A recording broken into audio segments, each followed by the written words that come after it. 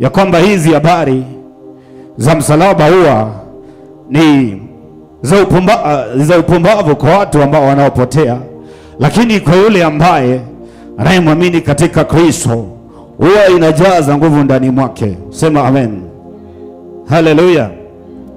Na wakati tunapozungumzia kuhusu nguvu ya msalaba, ni ile demonstration ya nguvu yake Yesu Kristo, haleluya, kudhihirika kwa nguvu za Roho Mtakatifu katika ile kazi ambayo Mungu ameweza kutukabidhi katika ministry. Bwana Yesu asifiwe.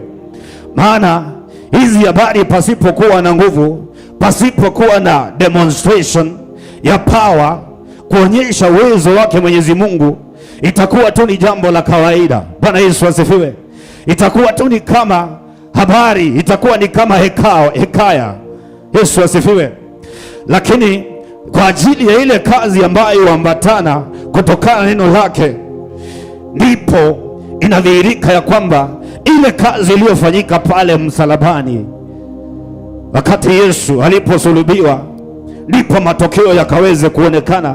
Wakati unapoingia katika prayer, wakati unajikomita katika kumfanyia Mungu kazi, inakuwa tu si bure.